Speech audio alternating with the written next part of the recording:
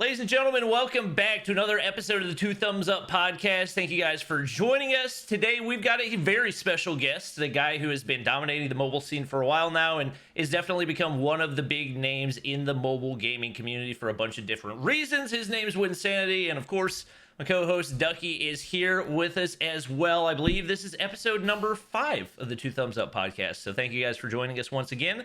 And thank you, too, for hopping on the podcast. Yeah, thanks, Bobby and Ducky. I'm glad to be here, and I'm pretty excited to see what we get into. I know that you two, I've known a lot about you throughout the community, and we've interacted a little bit, but now that we've got new games coming out and stuff, it's been fun for me to break out of the PUBG mobile scene and start to hang out with, guys from COD Mobile, Fortnite Mobile, and, a bunch of different titles. So I'm glad to get to know you two. Yeah, that's one of the things that Fortnite Mobile was stuck in this, super small niche of it wasn't really a mobile game. And so I was acquainted with COD mobile people, and that was kind of it. I never played with PUBG people or any other mobile games or even Supercell. And so that's been one of the highlights for me, just venturing into different mobile games, is getting to actually meet and talk to and play with everyone else. And so, yeah, like you said, there's gonna be a ton of opportunities coming up, and definitely this has been a fun time to have everyone collab and say what up on Apex. With New State, I got to meet you in LA. And then because of Apex, I ran a whole stream with Bobby. I've ran a stream with Noah. These were guys that just because of the whole COD, PUBG, it was very separate. These are a lot of guys that I haven't played with, right? But now it's all of a sudden we have the chance to, I was doing some stuff with Yanrique, Ferg's coming into the mix. It's definitely a good time in mobile for things to get shaken up. 100% agree. I think it has been cool. I think obviously the launch of Apex hasn't quite been what we expected, but just because at the end of the day, it is a good game. And I think what people have been looking for a long time is a competitive battle royale. And even though there are definitely things that can make it more competitive, I would say in the state that it's in, it's still more competitive than just about any other BR out there. So it's been cool to see the way that it's really brought so many of the different communities together. Wynn, I know that a lot of your content has transitioned recently toward Apex mobile stuff. Obviously, you did play primarily PUBG and then did a lot of New State stuff as well. So could you take us just on a quick journey through your time in mobile gaming? I believe you started out with Omelet Arcade. Is that correct? They were definitely a step of the journey, but I started with Clash Royale way back. So the quick rundown was obviously most of us, I was a gamer my whole life. I got to college, couldn't really fit a ton of time into console games between classes like I used to, right? So I transitioned to mobile where I could get a quick fix of a Clash Royale game or something, a few minutes here or there. And then I started getting into content because I wanted to make strategy videos. And from there, graduated, was a HR manager, right? I was living the cubicle life, just the 9 to 5 and making content at night. And that was just the kind of the grind. I got an opportunity to go work for Omelet Arcade because I was looking around for gaming jobs, and I met them at the Star Challenge, which was the first LAN event for PUBG Mobile. I was able to qualify, and they gave me a job offer, so I moved out, worked for Omelet, which is a live streaming app for mobile games. And then from there, I kind of transitioned to working with Powerbang very closely. I was his personal editor, and then I also worked with his agency, Aftershock Media Group, for a little bit before finally getting big enough to make the jump to full-time content myself. But I started with Clash Royale, then I moved to PUBG Mobile. I was trying out other little random games too, like Elder Scrolls Blades. I played that for content for a little bit. Fun fact, my main channel right now is my main channel. It actually started, the first 2 weeks, I was playing Cyber Hunter. My main game. Hunter. That was a great game. Yeah, it was a lot of fun. It was really refreshing, and it was one of those games that when it came out, I thought, hey, I'm gonna make a new channel for this. So my old channel that I had only gotten 6,000 or 7,000 subscribers, I made a new one, fresh start, Cyber Hunter for 2 weeks, and I was like, I don't know about this. I might go back to PUBG Mobile, but I was already on a new channel, so I just kind of went from there. And then having to work with a guy like Powerbang, learn from him, see what it's like behind the scenes of a guy who has 1 million subs, I think is really what allowed me to learn and become a guy who has 1 million subs, right? So there's a lot of mentorship there, and just, took some time, and I got the opportunity to learn from the best, and now we're here, and now, we're playing a little bit of everything, so it's been a fun ride. That's a crazy journey. That is, so Omelet, what was your job at Omelet Arcade? Because I remember there was an Omelet streamer house, if I'm not mistaken, or is that something different? I think they had an event, right? Yeah, I remember Surfing Boys, Zinsurd. There's like some... Yes, that's right. Now I know what you're talking about. Yeah. Okay. So I was at Omelet Arcade. I was hired to be a like growth and marketing manager. So running events, helping to do things that are going to just get users to the app and to like download. I did a little bit in my brief time at Omelet because, as is like a lot of startups, things are very volatile. And they did a huge hiring ramp. They hired like a dozen people in November, and by April laid them all off. So I had fully moved. Yeah, I had fully moved to San Jose. Had a new job, new apartment. I'm from New York, so I was all the way across the country from anybody and anything that I've ever known as a 23-year-old getting fired. Like, okay, now what? So that's why working with Powerbang was really like a saving moment for me, because he really helped me out in a time where like I would probably have had to have moved back to New York at that point. But what you mentioned was the cool streamer house thing that we did. In the brief time I was at Omelet, we rented out this really crazy like river house, like mansion thing in Austin, Texas. Got a bunch of mobile streamers down. We filmed this whole like Snapchat show. And like you mentioned, Surfing Boy was there, Zensard was there, a couple Omelet streamers were there. I was there kind of as like a small creator, but also like staff. And then in the meantime, I was also casting a $40,000 Omelet tournament with Metalcore over several months. We were doing like this weekly casting event. And as soon as that ended, and then we finished the Omelet like streamer house, that's when they like laid everybody off. They're like, okay, all the big projects we tried were like done. So like, all right, bye everybody. It was very unexpected, but yeah, it was also like just a really good experience to like kind of have just a little bit of industry experience and learn, like how the industry works as not only like a streamer, but as a professional for like that brief period of time. So I don't regret it at all. It was definitely an important part of my journey, I think. Oh, some good insider info. That's sick. What about mobile gaming made you want to make content on it? Because you said you did Clash Royale before Omelet Arcade, and then you said you worked with Powerbang. So was it... You said, and then in college, you said you didn't have enough time for console gaming. So which one of those do you think led the most to you into making mobile content rather than... Because you said you tried out other games and just stuck to mobile. So for me, it was just the games I played were on mobile, and I just enjoyed them the most. Like I still played console, still loved console, but just enjoyed mobile for some reason. So I don't really have a great example. So I don't know if you have like a reason. Yeah, I think... Like I said, mobile in college that was really the only platform that was accessible to me at the time, just because I was so busy with school and so busy. I was also an athlete, so at practice and like, we would also have really long bus rides to like our track meets, because I was a track and field athlete. So we'd go down to like Penn State and have a track meet. It's like a 4-hour bus ride. So I'm not exactly taking my PlayStation on the bus, am I right? So I'll be sitting there and just playing like Clash Royale and stuff. So, my passion for gaming existed, but I also had a passion for just making YouTube videos. Just like, I'm sure many of us, we've made dumb videos as 8-year-olds, 9-year-olds, right? Like we have really cringy old YouTube videos out there somewhere from like 2008, 2009. Like that was also part of my story. So I just had a passion for creating stuff. And then in college, before I got into the actual YouTube content, I had wanted to be like a writer for IGN, right? Like we look up game reviews and articles and stuff. So I thought writing those would be kind of my passion. So I tried writing a few game reviews. To go along with those reviews, I decided, hey, I'm going to also make review videos, right? Because you go to IGN, they've got like the written article, but they also have the video at the top of the article. So I tried making some of those review videos, really enjoyed, like that video making process about gaming. Tried thinking about what if I made a gaming channel. I started with Clash Royale. So my first gaming video, right, of like the actual Wynnsanity, like the first video of me was a Clash Royale video. But the second video was like Battlefield. And then another video after that was like Rocket League or something like that. So I really intended on being a variety creator. I just think it was with Clash Royale and with mobile gaming is where I got the first little like nugget of success. My Clash Royale videos would get like a couple dozen views. Then I got really good with one card, specifically the Expo, and those would get 500 to 1,000 views per video. So that's why I was able to just kind of go with that, just kind of follow the views, and it really just stuck me into mobile.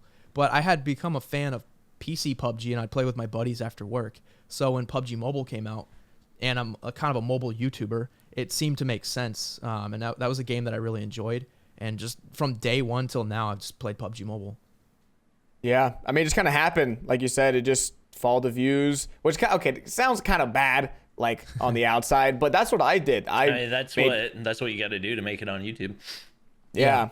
I mean, yeah, I had done same thing, like as many games as any game I was playing at the time, I would just slap a video on YouTube and someone would get a dozen, maybe 100. And I remember Clash of Clans was my first game where I did some base builds at like 50K views. We were like bragging about it in school and like, yeah, guys, like I'm gonna get a check from YouTube this month. Don't worry about it. It was like $50.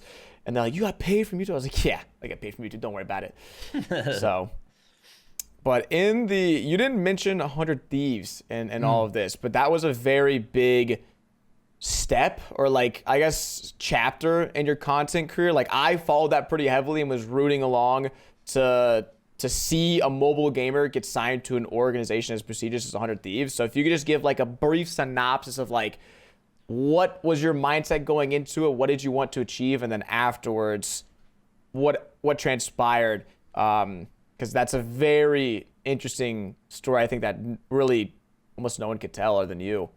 Yeah, so there's definitely, like early on, I had thought about joining an org, and there were a lot of smaller opportunities in mobile gaming to join like little orgs, and I felt that some of my friends that had joined orgs, they had pretty much, it was like shout out, oh my gosh, like X, Y, and Z org, I'm now with them. Yep. And after that, nothing happened. Like they would just like kind of change their name on Twitter. Mm-hmm. There was a shout out from the org like Twitter account, and then they wouldn't make content. Like maybe they put a logo on their overlays, but I was like, I want something that's a little deeper than that. I don't want just like a surface relationship. So I pretty much said, I'm not going to join an org unless it's like one of the biggest top tier orgs. And if I'm not at that level, I'm just going to keep grinding until I get to that level. And this was about 2020. I hadn't gotten 100K subs quite yet, but I started narrowing down the list. And at first I was like looking at Cloud9 because they did have a presence in PUBG Mobile. They'd signed a few pro teams here and there. I really liked the culture around 100 Thieves. Of course, FaZe Clan is like a big name too. When I look at myself and my brand, and I look at 100 Thieves versus FaZe Clan does seem like they're more like about trick shots, and they've got kind of this culture, and like, they're like cool guys, and they've got tattoos and all that stuff. Kind of like frat culture in a way. Yeah, frat culture. Embody that, yeah. Yeah, and I know 100 Thieves like does seem a little more like maybe family friendly on the surface and a little more chill, and like, and I kind of just gravitated more towards the lifestyle of 100 Thieves. So I started reaching out early, and I was making like these pitch decks and being all like trying to be, different than anyone that would just hit their inbox. It's like, please sign me, right? Like I was trying to like impress them, and I remember I was like, I have 70K subs. I'm this big hotshot guy, like in mobile, and it's like, and nothing. They never replied, and I just kept kind of going at it and like seeing if I could, within reason. I wasn't trying to like harass them or anything, but just any way that I could cultivate a bit of a relationship. And it took a long time until I moved to Los Angeles in August. This is about 10 months ago. Right now it's June. So last August, I touched down in LA at my new place.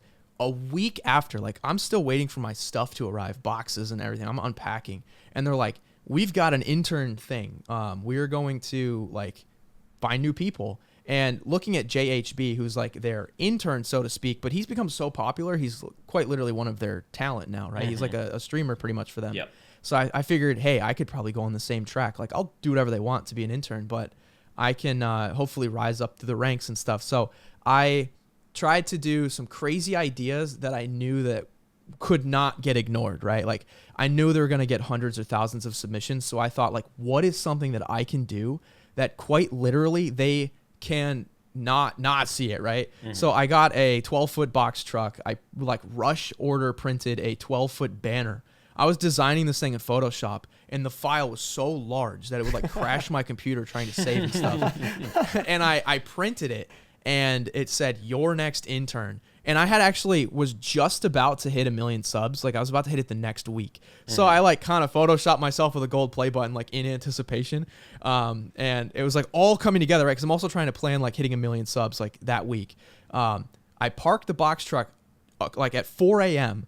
I attached this banner to my this truck outside my house. I start driving down the road, and the banner like flies off the truck, and I'm like, oh no. Oh no. And I had to like back up, go get it, drive back to my place, reattach it, and then I start driving down the road at like 4 a.m. in LA, going like 10 miles an hour. People are like going around me and stuff because I like cannot have this thing fly off. I've got it attached with like duct tape and rope, and like I finally pull up in front of the compound because there's no one on the street. I get the like prime parking spot across from their executive conference room. Like you look out the window, you see the truck. And I parked it there for like 9 days. Now, the signs all said, they're like, you have to move your car every morning from 4 a.m. to 6 a.m. for street cleaning. So for the first couple mornings, I got up at 3:30. I went and sat by the truck like in anticipation to move it and then park it right back there. But the street cleaners never came. So I'm like, I don't think there is street. So then I just said F it and I just left it there. But they all saw it and they loved it. That qualified me to the next round. And like I remember John Robinson, their chief operating officer, like one of their top executives, he took a picture of it and like they all loved the truck. And I at least like to most of the staff they know me now, but to all the staff at least they're like, oh, you're the truck guy, so like, it got my name out there. For the second round, I kind of made like the format, by the way, was all in TikTok, so it was like short form vertical content and I had to make it fit into a TikTok. So I made like the craziest like 3-minute kind of game show ever. I got these life-size like realistic cardboard cutouts of Courage, Valkyrie, Nadeshot, and John Robinson, and I filmed the whole show with these cardboard cutouts. I know it sounds kind of crazy, but like anything again to like get their attention and just go to that next level. So that got me through. It was like this fun show where I was competing against them, and the whole shtick was that I wanted to do an actual show with Courage, Valkyrie, and all the people. But at the same time, they were filming these like creator games out in like some big like retreat for their whole like org. So the joke was like, oh, they're not available. Like, crap, I have to do this show. What am I going to do? So like I went and got cardboard cutouts of them, right? So that got their attention more. I qualified to the very final round, which was an interview with JHB, Nadeshot, and 2 other staff members. So I had that interview, and this is the part of the story that I'm telling for the first time that no one knows. But again, I'm like, I need to stand out. I need to do something so crazy that I'm going to just be like ingrained in their memories and they'll never forget me. And I think it worked. And this is probably one of the riskiest things that I've done as a creator. And that was the same time that I was about to do that interview, I was also participating in the Halloween event for PUBG Mobile, which involved Dr. Disrespect.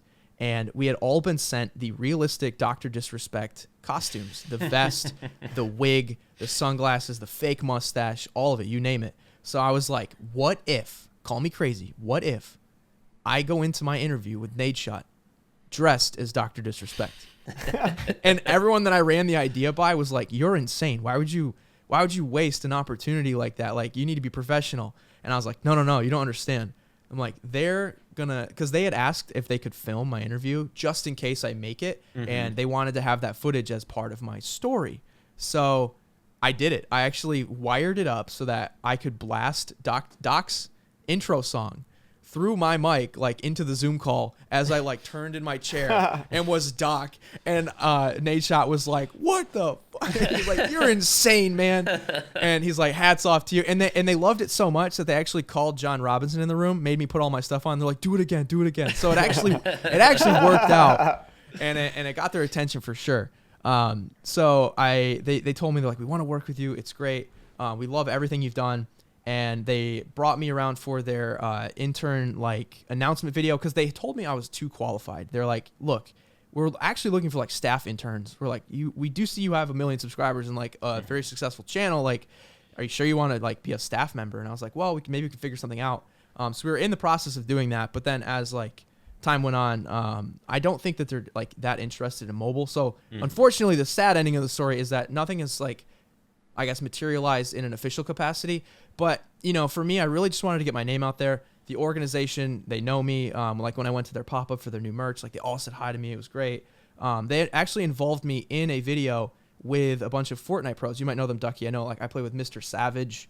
Oh, yeah. Yeah, Arkham. Wait, you Rex, played? Like, wait, why'd you play with them? We didn't play Fortnite, but they, how they do like fun, like just kind of videos with their talent. So yeah, okay. At the time, they were releasing a new keyboard with their High Ground keyboard company, and we did like a type racer challenge where JHB, yeah, I think I saw that. And we did like a fun like contest, like who could type the fastest, and like on the other team was like their Fortnite pros. So they brought me into like a fun video like that. It's on their esports channel, and I've been involved in some ways, but I haven't joined officially. But I'm hoping that one day if they were to want to get into mobile, I feel like I've positioned Dude, you're myself. the first. You're the first. I feel like There's Yeah, no it'd come way to they mind. wouldn't. Yeah, I was about to say, like, For sure. we've brought on, who was it, Ferg, like Ice, and you now, and every creator I've ever talked to has always said, be different, do something different, do something to stand out.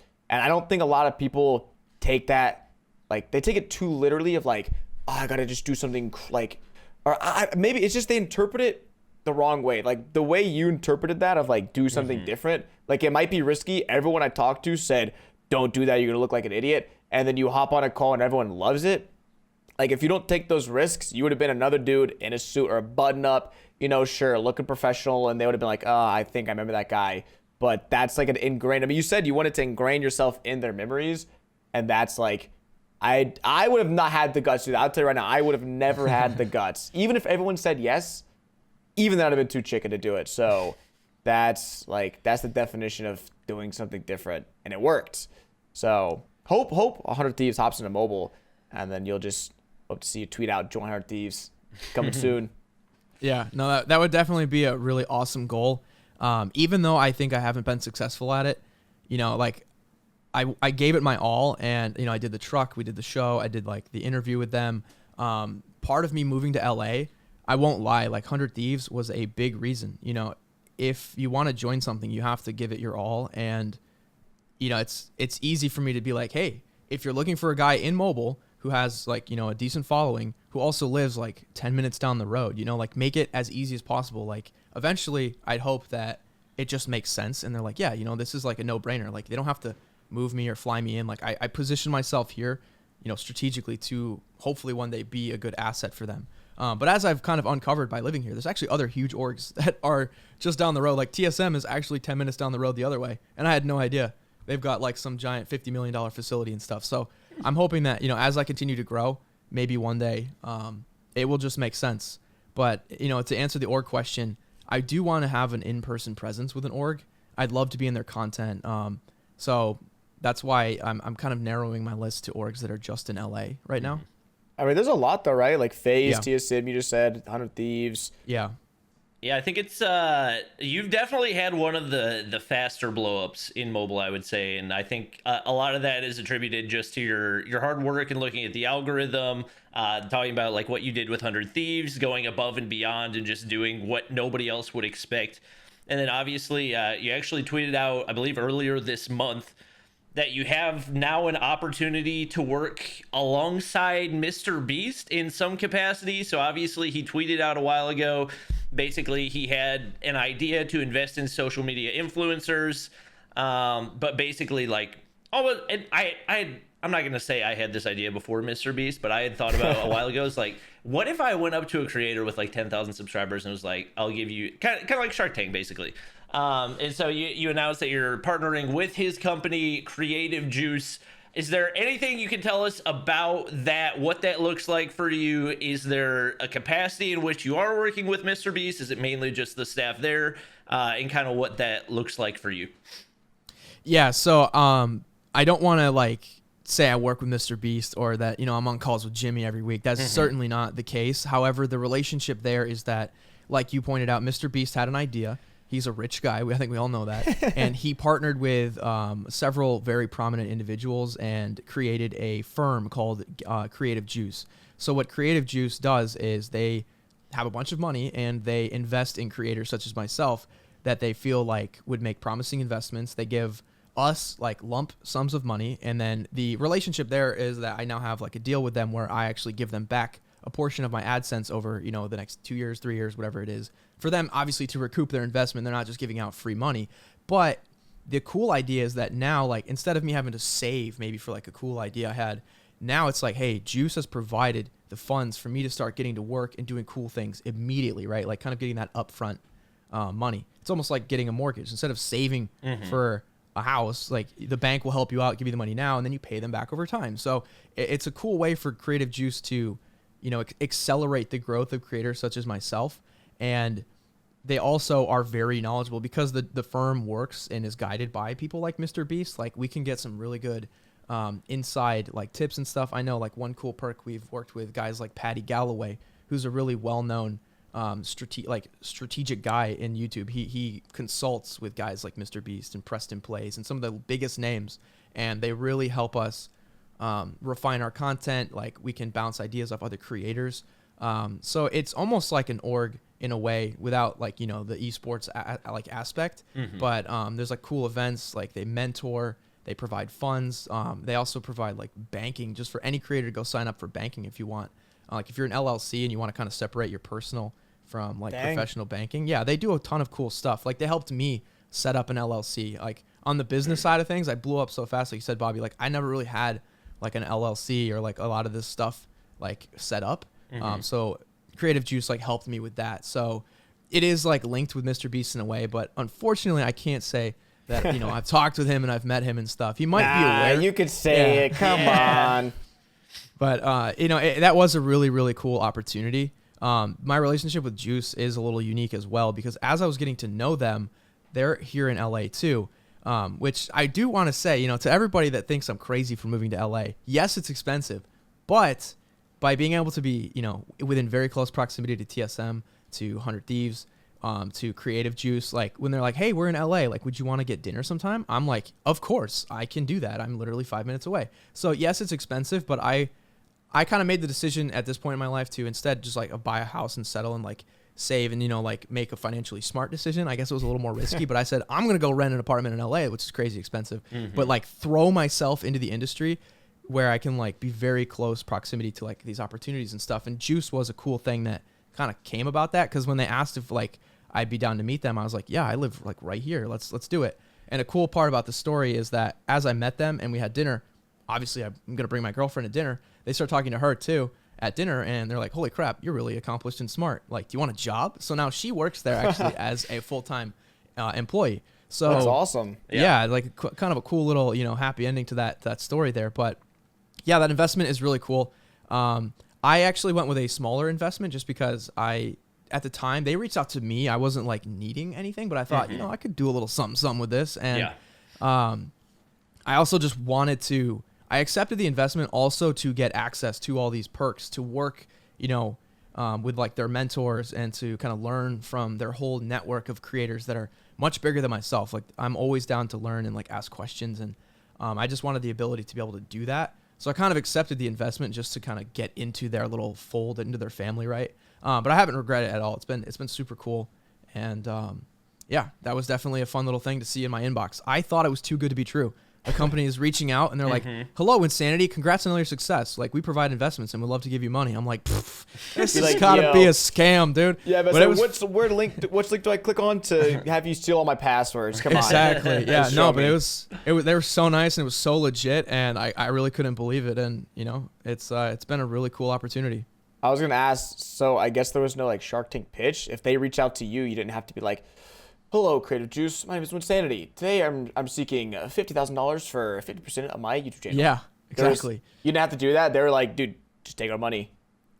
Yeah, I think they do some outreach to creators that, on the surface look like, hey, this could be a good investment. Obviously, they do their due diligence, and when they dive into the numbers, like they actually make sure that it's a good investment. But that it does kind of get initiated with a little bit of outreach. I think like at this point, creators can also reach out to them if you feel like, oh yeah, I'd like an investment. There is that, like the creators can reach out to them, but they also do outreach to creators that they feel like they would want to work with too. So I'll get my pitch ready.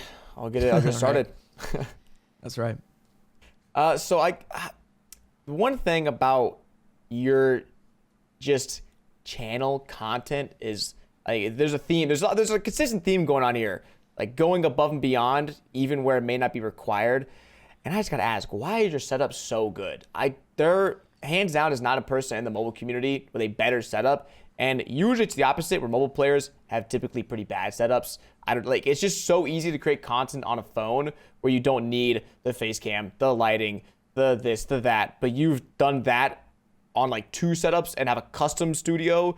So like, does it help? Like, it seems like you went above and beyond for an extra like 10%, where that wasn't required, but you did it anyways because I guess you saw like a lot of potential in it. Yeah. I've always been a bit of a tech guy, and I was fortunate that because I went up through college and had like full-time jobs, I was able to then kind of reinvest that back into my setup. I think, like you mentioned, I went really far to get that like extra 10%. But in a way, that extra 10% is what helps separate, I think, like a top creator from everyone else. In mobile, it's very easy to create a video with just your phone, right? There are people that have a ton of success, way more success than I have. There's guys with 6 million, 11 million subscribers, Sevu Lavino, who have, done like just gameplay, and they're very good with their gameplay, and they opted to not take the route of a face cam and a microphone and stuff. So it's definitely possible. I may have also fallen prey to the mentality that like you need to have all this equipment to be a good YouTuber. That's certainly not the case, but I can definitely attest to the fact that it does help, right? Like I said, I love tech, and my goal was to not only take over mobile gaming, but I want to just be a face in gaming in general. So I had built my setup in a way that I could seamlessly make any content I wanted. So right now I pretty much have it set up where if I wanted to hop from PUBG Mobile to Warzone or Fortnite, I can just kind of do that with the flip of a switch. So I have it configured in such a way that I can cover whatever I want pretty seamlessly. But yeah, I wanted to have like really high quality stuff and do anything that would separate me from other creators. I made 1440p, for example, my kind of like new baseline. So all my videos and streams are in 1440 and not just 1080. Which again, like you don't have to watch in that quality, but it's there. It's kind of like a flex. Like you're like, I have it. Come on. Like no one's like, I would never watch a video, especially on mobile, 1440, maybe on desktop. But whenever I watch a creator who has like 2K, don't have a mobile device that can actually show 1440. Yeah, right? no, I have like a 3-year-old phone.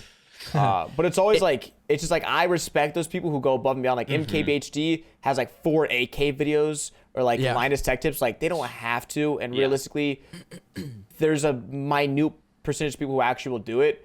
But it's just kind of cool they do. It's like they respect the craft so much, and so like I can appreciate that. Where myself, like I've been rocking the same camera for 4 years, the same shelf for the last 4, the same poster for the last 6 years. Like I have my setup, I just copy and paste it wherever I go. But it's like that works for me, and it's almost like I always want to make upgrades to my setup, but I'm so overwhelmed of like there's so many possibilities, so many options. If I get this. I might not like it, but this up desk like $2,000. It's like, well, this $300 desk has treated me very nicely. So it's I commend you. I commend you for the links that which you've gone to. Yeah, I mean, there's also some unintended benefits that people don't realize. So the 1440p from the viewer's perspective is like, yeah, it's like a little more crisp, right? But from the workflow behind the scenes, I've found that there's a couple like. It actually helps out so much when my stuff's in 1440p. Like sometimes I've had really funny clips or insane gameplay moments that I was like, oh crap, I wasn't recording. But I can go back and rip it from the stream, and it's such high quality from the stream rip because it was in 1440 that you would never know. So it kind of saves me, that I actually have like the stream archive in such high quality. Also for if I'm working with a thumbnail artist and I'm like, hey, just go screenshot the stream, or like, here's the YouTube link. You can screenshot anything you want. And they're like, but won't that be low quality? I'm like, no, it's in 1440p. Like I just promise you, any screen grab from the video, like will be super high quality for your thumbnails. Like, and no one would ever know. Yeah, dude, so it really helps on the back end. I'm gonna ask you about that after this. You got gigabit internet, so you don't really have any reason to not do it, Yeah, it's just storage on my PC, but I need to buy some extra stuff anyway. So yeah, that's also a thing. I've got over the years, I've gotten like 15 terabytes of Dropbox storage. All my recordings are in the cloud, man. I saw your tweet where you have like 8 terabytes of hard drive storage, like 4 different like 2 terabytes, and it fills up so fast all the time. Like I probably do 40 to 50 gigs every stream because I just record everything. It's insane, but I have 1,000 down, 40 up. So yeah, I usually have to leave my computer on for a little bit to go up, like to upload all that. But it's a pain. Well, like what bitrate do you record in? 15,000. Okay. So I stream and record in 15,000 for 1440p. That looks pretty good, I think. Yeah. What Elgato do you have? I have 4K. I have a 4K 60 Pro Mark II, like internal capture card for my iPad. Yeah, and then I've got the Camlink Pro for all my different cameras. Okay. So I guess I could do it then, yeah. Yeah. No, it's definitely possible. Especially if you've got the 4K capture card, then like your iPad can come through in 1440p, like no problem. That's crazy. Yeah. All right. Anyways, enough tech stuff. Yeah. tech. I was gonna say the only thing that I did was like for my studio, I did a bunch of research to find out like who did like some of the studios that I looked up to. Like one of my favorite streamers is Courage, and since I moved to LA, I found the exact company that like Courage had hired to make his studio, and I hit them up and was like, hey, make mine too, you know? So like, if you do a little bit of research, like I want, if you want to emulate the best, like you kind of have to, do your due diligence. And I found out like who was designing and who was making all the things for my favorite streamers, and then I started hitting them up to see if they could make the same stuff for me. All right. Well, moving a little bit away from Wynnsanity, and obviously the main topic of the podcast is mobile gaming. I think one of the biggest things being talked about right now is the state of Apex Legends Mobile. And one thing I thought about that I think you in particular could probably shed more light on than a lot of other people, just because you've worked across multiple different titles. A lot of people don't know, obviously most of the big mobile shooters are developed by Tencent is like the umbrella company, but underneath Tencent there's different mobile studios. So Timmy is the studio that makes Call of Duty Mobile, whereas Lightspeed is the studio that makes PUBG Mobile and Apex Legends Mobile. So obviously we do want to talk about like your thoughts on the current state of Apex Legends Mobile and things they could fix, but also whether or not the current issues that the game is facing are those EA issues, are those Lightspeed issues, because I know I feel like I've heard more things about like bugs that specifically have been in PUBG Mobile for almost years on end without any address. So I don't know if that's something that you could speak to at all, and if you feel like maybe that's part of the reason why the game launched with so many bugs, or if you feel like it's kind of a combination of the two together. I feel like so Apex, if I had to rate the launch, I'd say it's like a 7 out of 10. I think it was like very enjoyable. The thing that happened for me was like I grinded for Predator, and I was playing like dozens of hours like every week, like just crazy amounts of streams. And when I finally hit it and I went back and tried playing just like normally, I was like, oh my gosh, like I'm not having any fun at all. Like you almost need that high adrenaline of like a Predator lobby to even enjoy it. So like going back to a public match, there's like a lot of bots and stuff. So I think it's hard to try to pinpoint, I think, where certain issues stem from, like from like EA or Lightspeed or whatever. But I think the major issue with Apex right now is that it's good. There are definitely some surface bugs like the audio issues and stuff, but luckily that can be fixed, right? Like if we try to assess where Apex is going to be in 5 or 6 months, I'm sure a lot of this crap's going to be ironed out.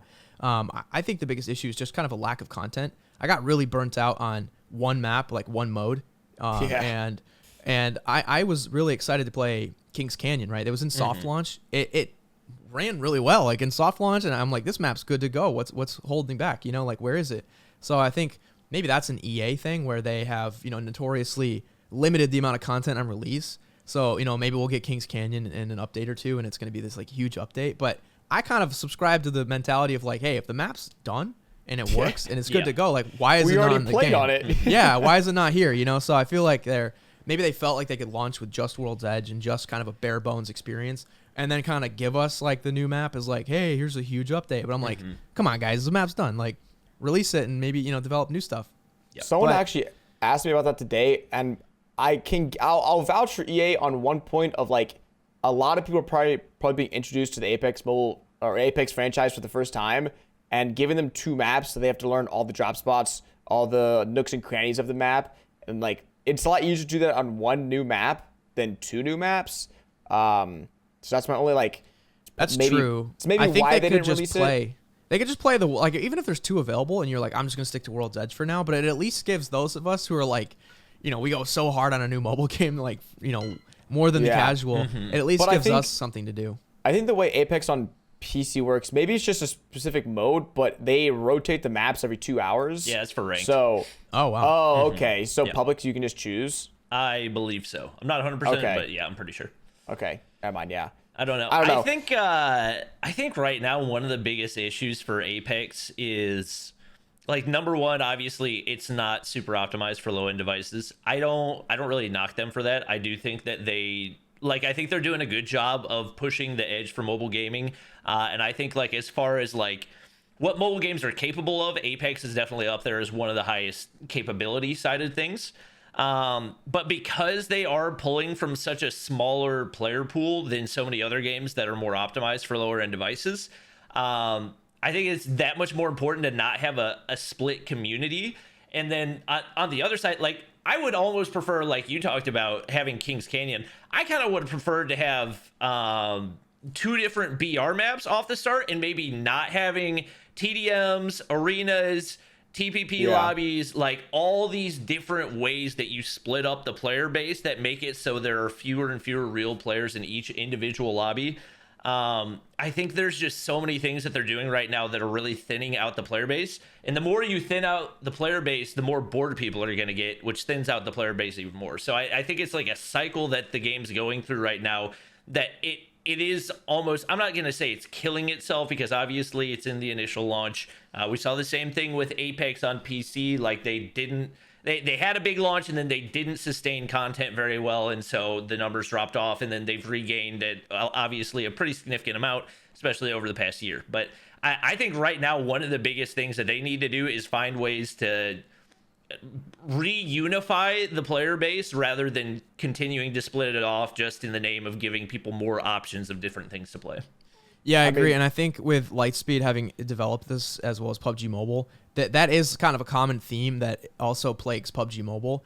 There are, at any given time, amongst all the different servers, there's solos and duos and squads for FPP and TPP for like 6 different maps that are ranked and unranked. And some of the maps also have an additional queue for a special game mode in collaboration that they do once a month. So there are literally probably like 40 to 50 different matchmaking queues that you can be in.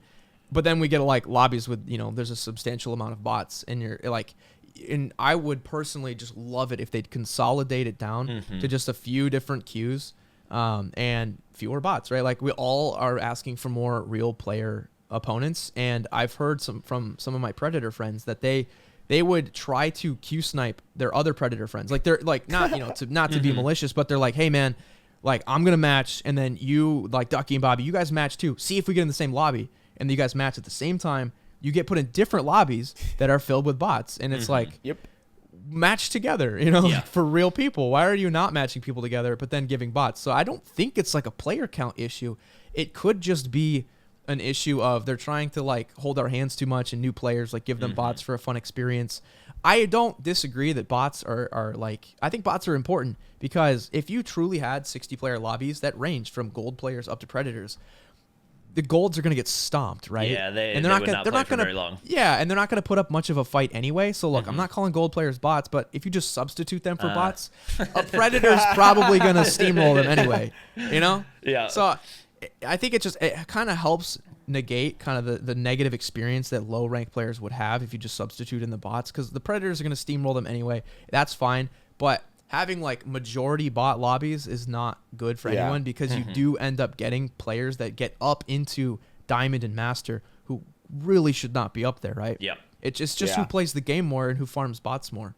Yeah, I mean, I made an entire like dedicated video on ranked because I think the competition is what drives Apex Mobile, in my opinion. Like it's not a Fortnite game where there's a new event. I'm gonna go play Travis Scott's skin today and go play Ninja. Like it's not a content-based game, in my opinion.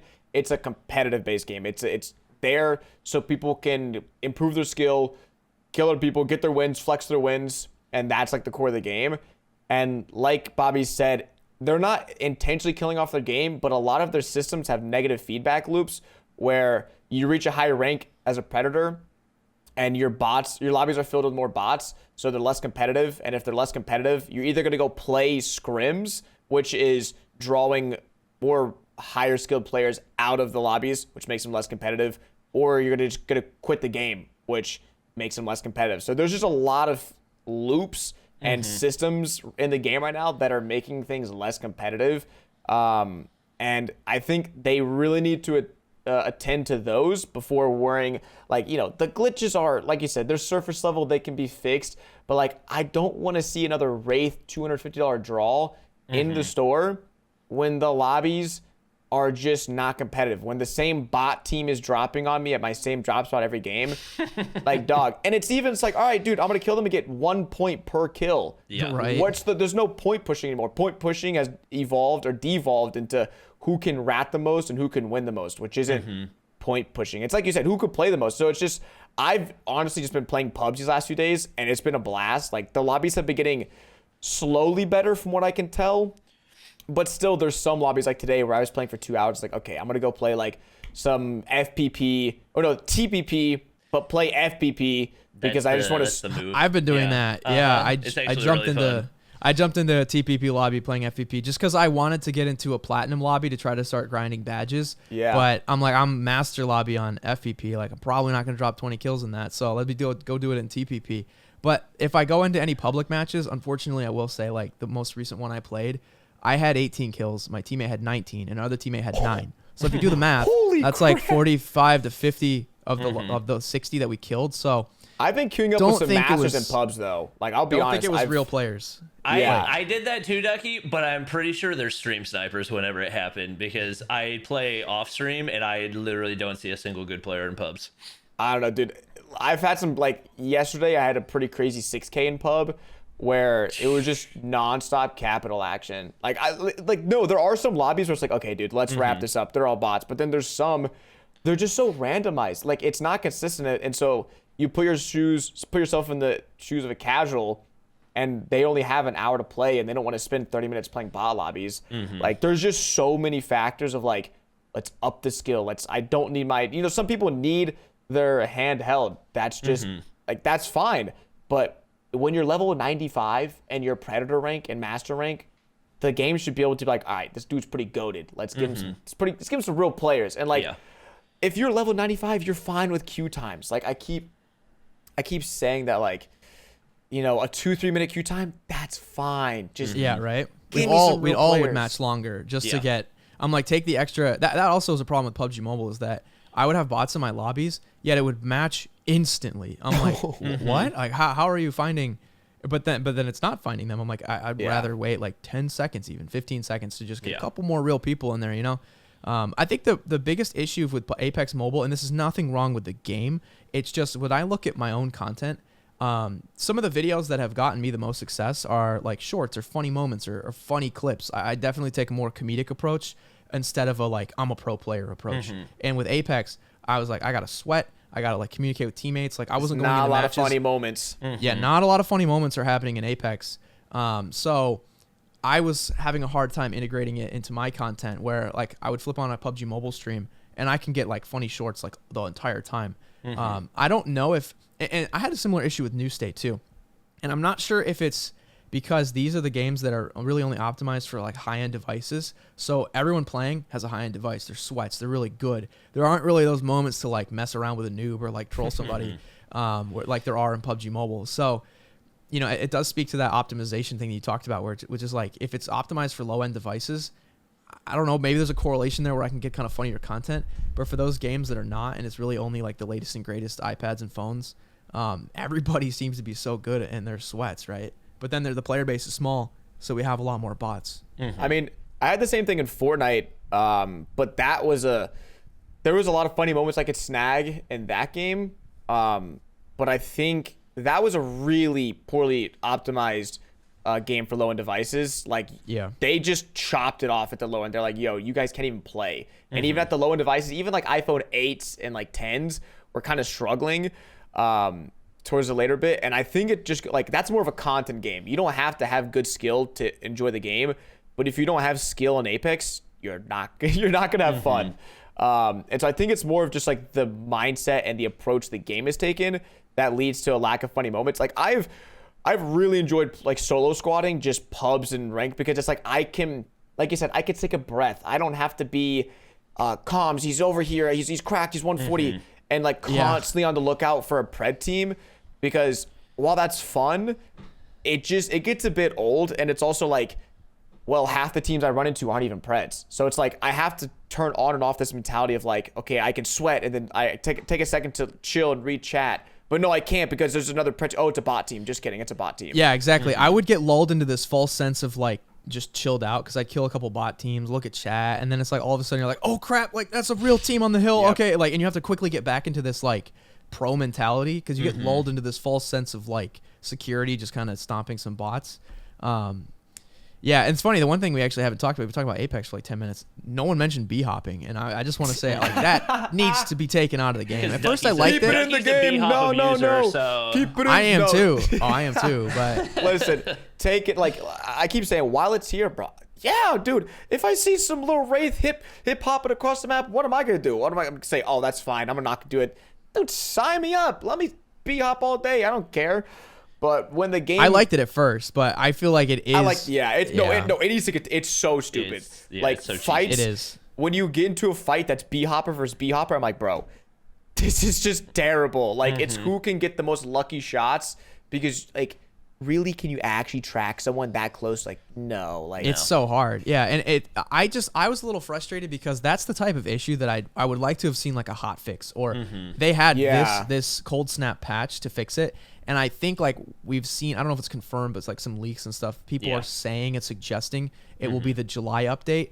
But that was disappointing to me, because I feel like the developer is pretty much saying they're fine with it just being in the game for another whole month. I'm so confused because I feel like all the bugs that they fixed in the update were not bugs that anybody asked about. They weren't bugs. I feel like most of the major bugs, like the invisible caustic traps, the octane jump pad, the bunny hopping, the sound, audio, like, all of those stayed the same. And that was the weird thing. Like, they're fixing glitches, but it's not any of the stuff that literally everybody's talking about. So I don't know if it's even like they're behind and they're still trying to fix bugs that people reported back when we had like the early access to record our videos. Right. I don't know what it is, but like it just also seems like we're very, very behind the curve on what's actually happening in the game right now. It's so funny as well, because I don't know what line of communication these people have, but you'll see people like, this is not a call out or diss to anyone, but just as an example, like I'm our Rose Smith, they'll be like, comment down your feedback in the description or in this tweet, and we'll let them know.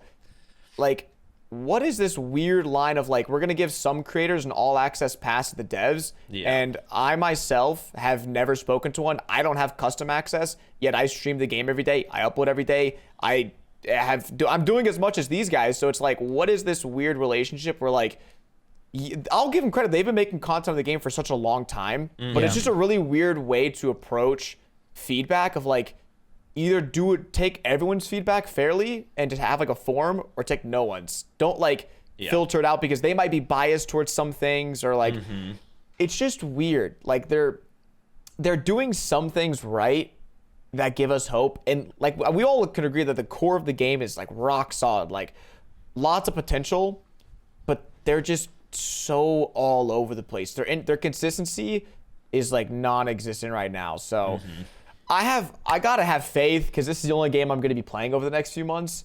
But like, their actions aren't really speaking too loud. Like you said, they're fixing glitches, but it's like, I've never had that glitch. Like I get this glitch every game. That existed. Yeah, so, right. I think like I think they are listening to the community. I did see a post where they are hiring a social media manager, so maybe they were just not prepared to speak to the community as much, and then when we really had an outcry of like, hey, we need to know what's going on, they're like, oh crap, like we forgot to, can you be that naive though in 2022 when they have like social media managers? Like, they knew they had 15 million pre-registers on Android alone.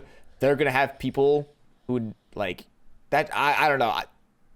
I'm not trying to bash the game. I love the game. I mean, but that's the thing. Like, even in the soft launch, things were that way, and so I think like on that side of things, I think it might be an EA thing, because like going back to like when you and I played NBA Live Mobile and Madden Mobile, like communication was definitely never their strong suit, and so I think part of that is just like a culture thing for EA. I think Apex PC or Apex HD has even had issues with that. I feel like I pretty frequently see pro players talking about how they weren't communicated with on major events that are happening, how things are happening, and so I think to a certain extent that's probably just something that EA needs to improve on it as a whole, and we're just getting a taste of it because this is their first big step into mobile shooters. I think like it will improve definitely in the coming months. It was really funny to sit back and watch the like, this game's gonna be massive, I'm gonna blow up, I'm gonna be the face of the game, and then like face of the game, and then 2 weeks later, times in like 2 weeks, and then 2 weeks later they're like, oh, this game's dead, like overhyped, like I'm going back to my old game, like it. People really don't have the attention span to dedicate to a game. Like that's why, Ducky, if you're gonna stick with it, like you're gonna see success, right? Because other people are gonna drop off. Like I told myself too, I was like, the people that, when the dust settles and we see who's still uploading it 3, 4, 5 months in, those are going to be the guys that are successful and are, the faces of the game, right? It's like there's a mad dash for a new flashy title, and 90% of people are going to fall off and quit. And like YouTube you have to be in it for the long game. No one's going to get 1 million subscribers in the first week of any game launch, right? It does take time. My only concern, you said, and I agree, things will get better. Like, I think this is just a relapse of Apex HD, of like huge launch, some issues, but now the game is thriving. There's so many good games coming out in 6 to 8 months. Like, by the time this reaches a very playable, enjoyable, content-filled like state, there's gonna be Warzone, there's gonna be Valorant, and it's like I'm even thinking about that myself. Of like, okay, those games are probably gonna be like, you know, hot games to hop on. So I just hope they can get on the ball, and like this next update is fire and fixes a lot of things, so that we have a few months to really get some consistency. But if it takes too long, like, it might be wraps, because these new games are coming out. Yeah, I think Apex has a lot to learn from New State's launch. New State also had kind of a rough go at it in the beginning, and they actually just delayed their new map that was supposed to come out yesterday, and I think it's now coming out in maybe July or August. But Dang.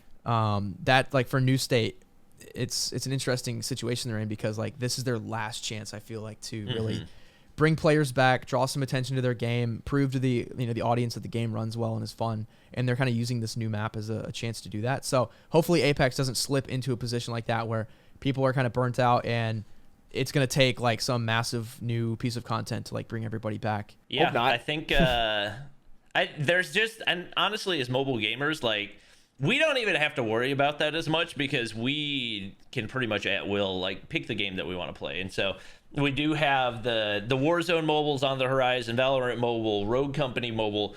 I think right now, I can't remember if you retweeted it or not, but obviously the Rogue Company clip that one of the either big developers or community managers from the company posted got a lot of traction, because I would say most people would agree that's one of the more polished looking games, especially as far as gameplay that we've seen from alphas and betas. We had the Rainbow Six alpha, a lot of people played.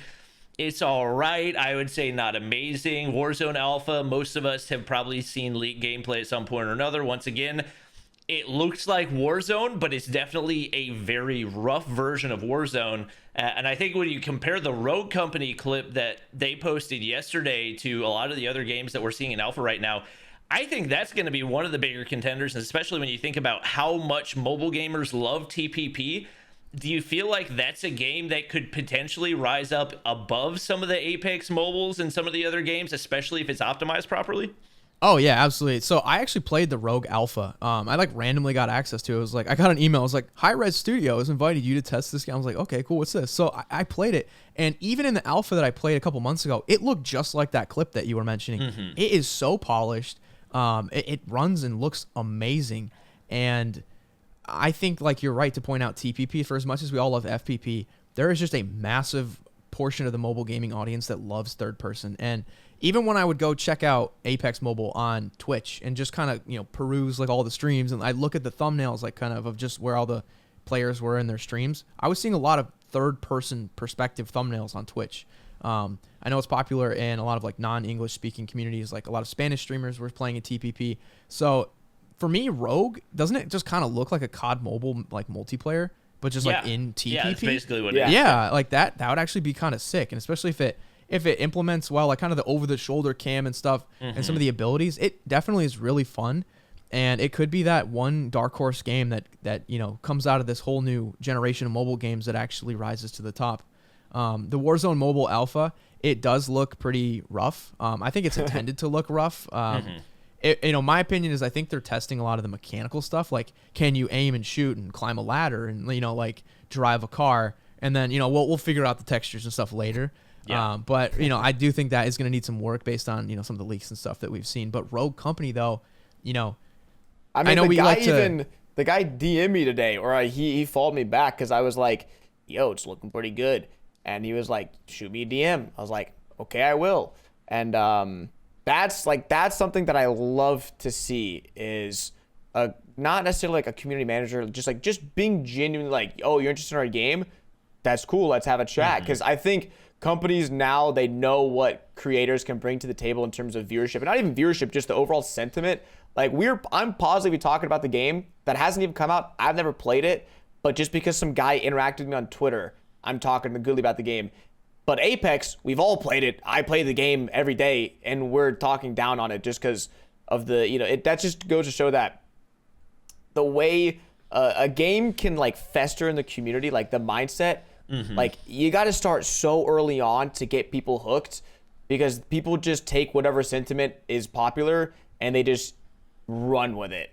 And so, I think developers vastly underestimate the amount of power that they have outside of the game itself. Like, I think there's been so many scenarios where games have set themselves apart just by the way they interact with their community outside the actual game. I think, like, early Fortnite days, the way they communicated on, like, balance changes, everything they happen as far as content goes. I think that's one of the biggest reasons that Fortnite blew up in the first place. Obviously, it was a fun game. Like, they were really good with events.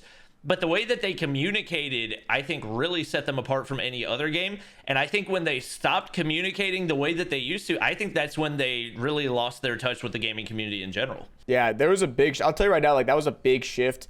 And a lot of, like, the Courages, Tim the Tatmans, a lot of those community figures that weren't necessarily pro players, were good at the game, but just loved it. That's when they lost that, like, bulk of creators.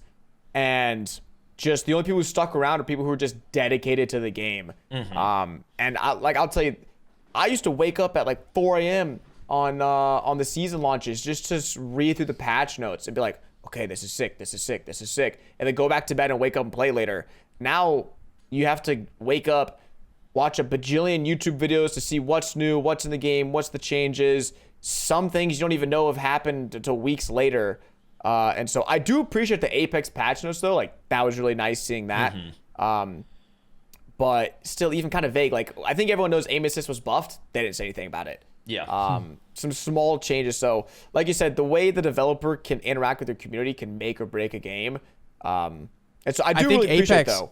Apex had so they had actually made another change without saying anything about it. It was the public matching, like, ban that you'd get if you left a match early. Yeah. They had taken that away before they made the patch notes. Like, a few days prior, that actually had been removed. And that's just one of those things that, common sense, like a quick tweet, 80 characters. It's like, by the way, we've removed the ban. Too. Yeah. Like, we heard you. Like, we've removed the ban on public matchmaking. And, like, that would be celebrated by the entire community. Like, oh my God, they listened to us, right? and we like, a lot of creators can actually take just a tweet like that and make a quick YouTube video or like a clip. Like, we can run with that. Give us something to make content off of. And it's such a no-brainer. Like, I could write that tweet in 18 seconds. It's like a billion-dollar company can't figure out how to communicate that. Yeah, it's like, right? It's kind of mind-boggling that just such low-hanging fruit opportunities like that, they either don't care or they don't understand that how really valuable a quick piece of communication like that is. Yeah, I hate to just continue to... Sorry, Apex Mobile, if you're watching this, but it's out of love. It's all out of love because we want this game to be We just want you to be good. That's all we want. Or it's like I've seen greatness with Fortnite. I've like I said, the patch notes, I would wake up every week and I would scroll to the bottom to the mobile section. If there was something in there, free content, free video, 1 or 2 videos, a stream out of it maybe, depending on the new feature. If it was a really big feature, that's multiple videos about settings and this and that. And it, like you said, it was low-hanging fruit. But Apex's Twitter is just like an advertisement for the game. Like, hey guys, you like our game? Go play it, that not like, we've heard you guys were listening. This is some changes we've made. Like, it's not personal at all. Where Fortnite and some games can do a really good job of being personal, they just don't have that. Like I said, I don't know anyone there. And I'm one of the only people uploading daily content. I'm not trying to like flex or brag, but it's just like the first guy who got customs was someone who just no one knew. And they like all went to him like, hey, could you host these customs for us? And then people were like slowly getting it. But you can't publicly apply for this. You can't, it's just so confusing. Yeah, a little bit of like, there's no rhyme or reason to why certain things happen. And like then I saw they were starting to reply to a few creators and started like retweeting some stuff. They actually replied to one of my tweets, but like, yeah, I saw that. I feel like that was only until the community was like, hey, can you interact with us? And we kept comparing it to the Rainbow Six Siege social team, which is killing it, by the way. And I think you're right in that like Rainbow Six Siege has a lot of hype where, the alpha was okay. Like, it wasn't like insane, but it's their community involvement that is like keeping the, like Twitter alive and keeping people engaged. And I know like some of the staff members behind the Rainbow Six Siege stuff because they're active and they talk and they like interact with us too. I don't really know a single person that works at Apex Mobile. I just know of their like brand accounts. That's it. They've only liked 128 tweets, and most of those were when the day the game launched. They've liked like 10 tweets since then. Yeah. And they've, like you said, they had like a little splurge of like, let's go react to people, and then just nothing. Like, I just think there may not be a person. Consistency for sure. Yeah. I don't think they actually have a person that's working that account right now because I did know that was like an opening they have, so it might just be. Dude, I'm about to apply. Give me the. I gotta hop on and bro. like keep the account alive until we get a full-time staff. So I think it'll improve. I think they're aware. That, it's not up to speed yet, but we're all aware. Like this isn't like a game. This isn't gonna make me not play the game. But like you said, the Rainbow Six, like. Dude, they offered me the opportunity to do like a dev, like play with the devs. And I was like, dude, I'm so sorry. Like I have to go, like, this is the day after Apex launch. Like I just can't, like, I don't have the time. They're like, no worries. We completely understand. I was like, I appreciate that. Like, that's just, being real. And I haven't played their game at all. And I still have a direct line of communication with them. That's awesome. That's super sick. So I don't know. We could talk about it all day. I feel like we gotta, slide on to something else. I got no segue for this. G Fuel. I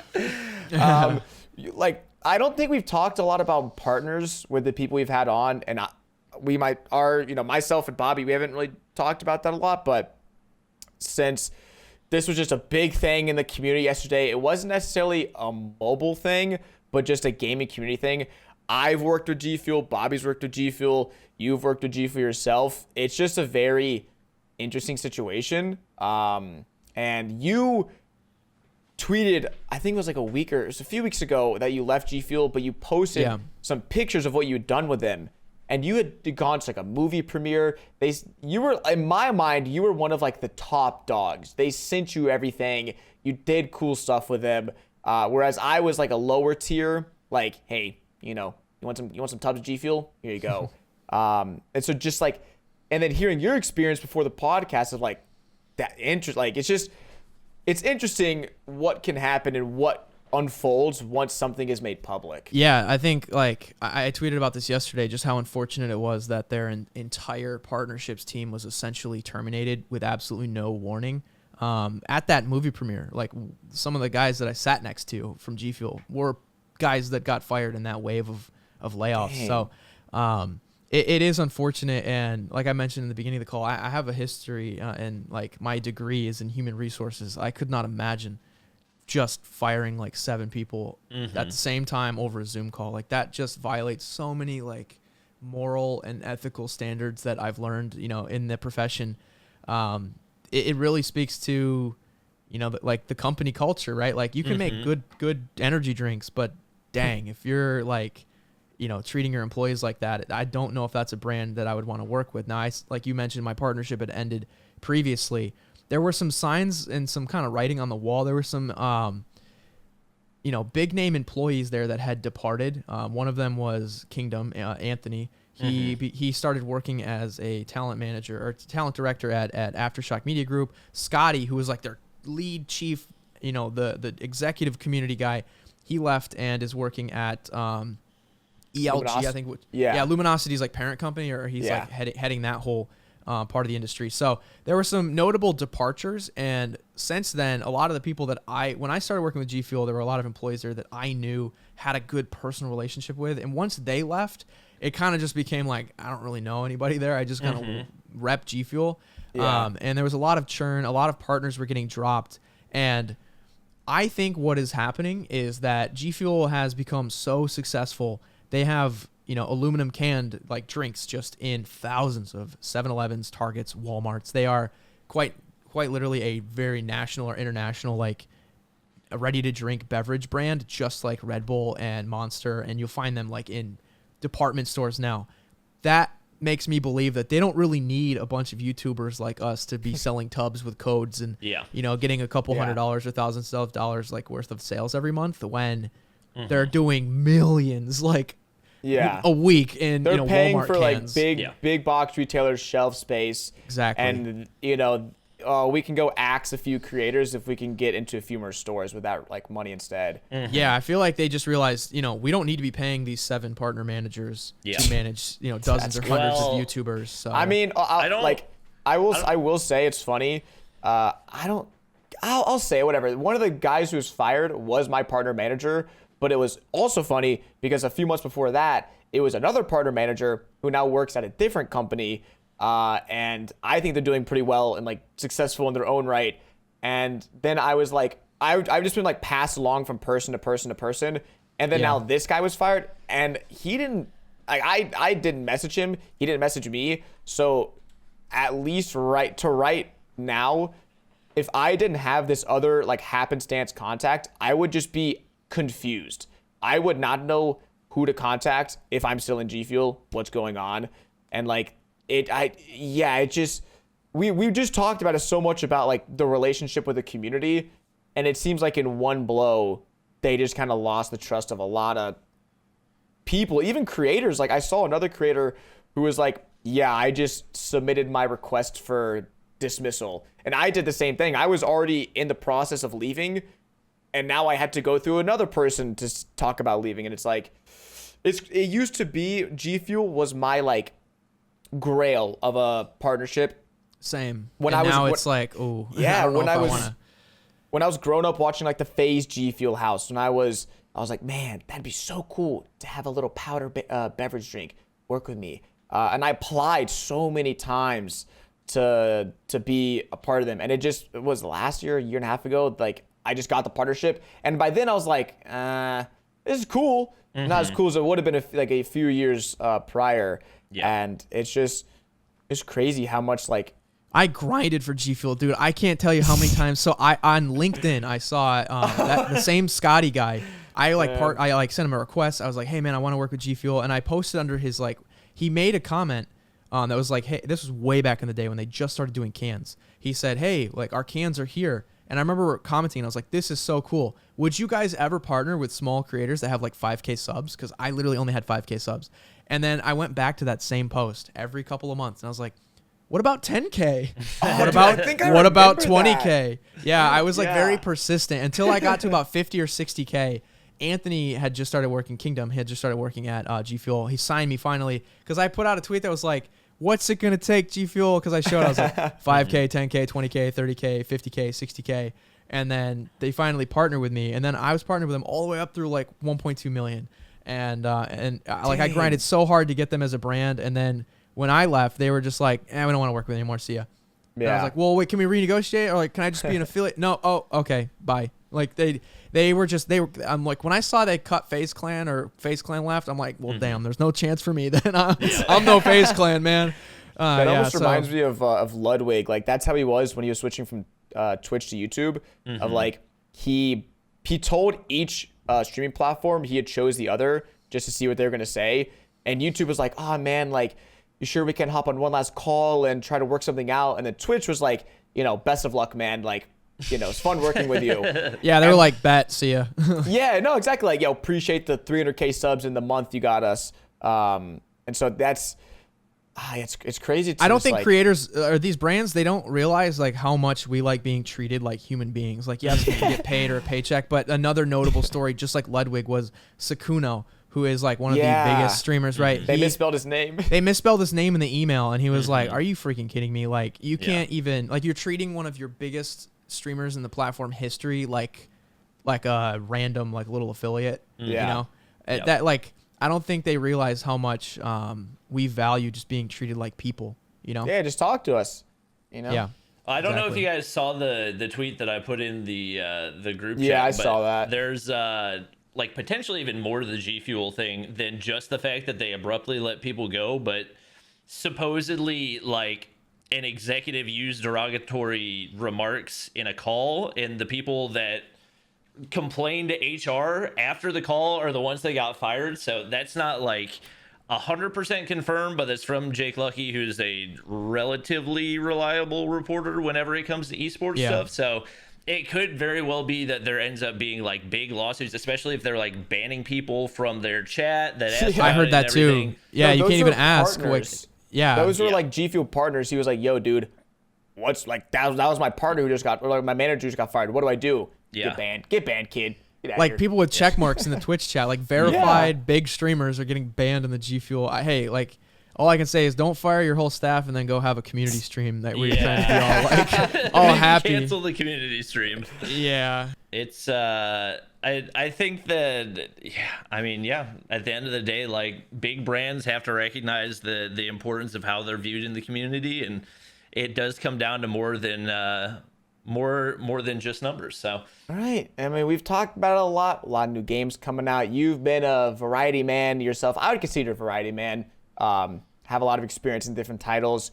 Which mobile game within the ones that we know about within the next 12 months or so that are coming out, which one are you most excited to play, and which would you bank on being, I don't want to say quote unquote the biggest, but having the best launch of like a few months after launch, it's still thriving? What would those games be in your mind? Yeah, I think from just like a brand strength, like the biggest name is going to be Warzone Mobile. Even if that has a rough launch, that's just by brute force going to muscle its way into a top contender. I think it looks cool, and if they can polish it up and really get that good Warzone experience and translate it well to a mobile device, that's going to be so much fun. That is by far one of my favorite PC games to play, and I suck at PC, but even I'll jump on and play Warzone. Another game is Rogue Company, like we mentioned, but one that you might not expect is T3 Arena. That's a game that actually, for being a relatively unknown title, had a great launch. It's so much fun. Everyone that's played it loves it, and it's out on the App Store right now. You can download it on Android. It's only a tap game. Yeah. But if you're unfamiliar, it's like, imagine if Brawl Stars, like 3v3 style game modes, but like it played like Overwatch. Mm-hmm. Yeah, and it's so much fun. Like Heroes 3v3, like Capture the Hard Point or TDM. It's so much fun, and this is a game that I've worked with closely behind the scenes, and I'm also not just picking T3 because I'm going to be sponsored by them, but I have been. I have to check a disclosure on this video.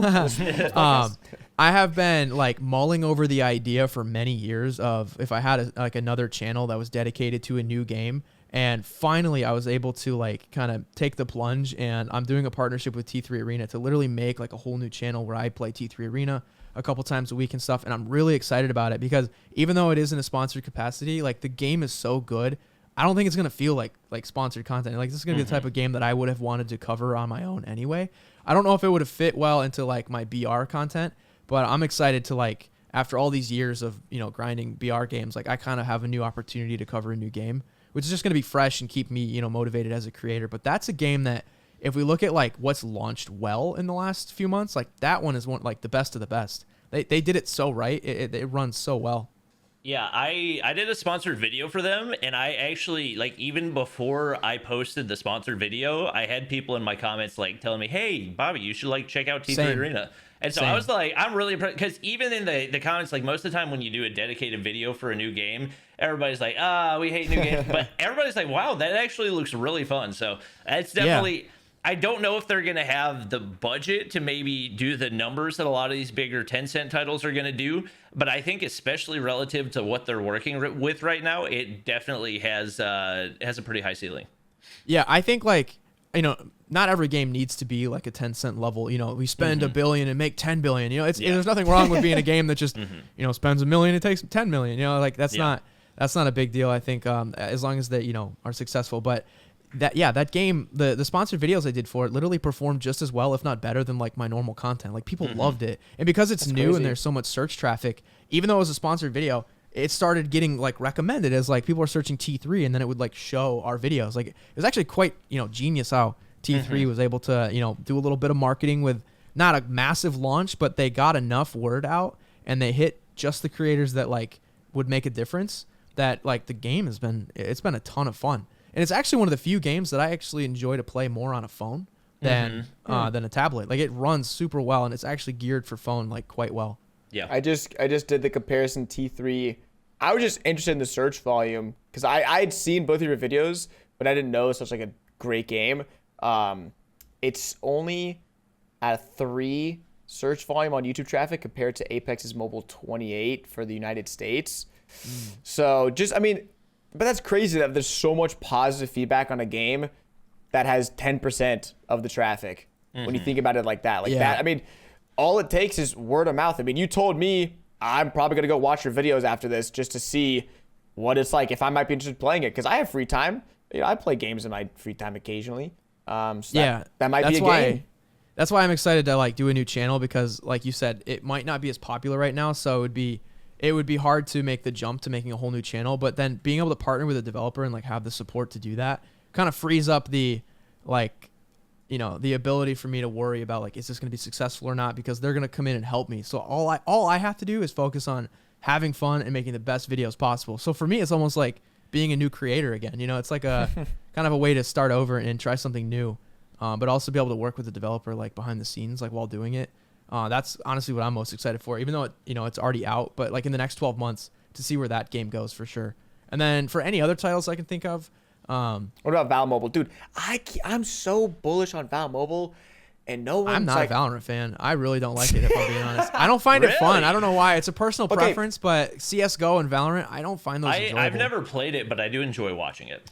I was about to say, it's okay to watch, yeah. Valorant Mobile, or Valorant, to my knowledge, is one of the biggest, if not biggest, like spectator ship for like live stream content. I don't know about YouTube VOD content. Now I can do a quick here. Let's do Valorant versus Fortnite just to put it on a big scale.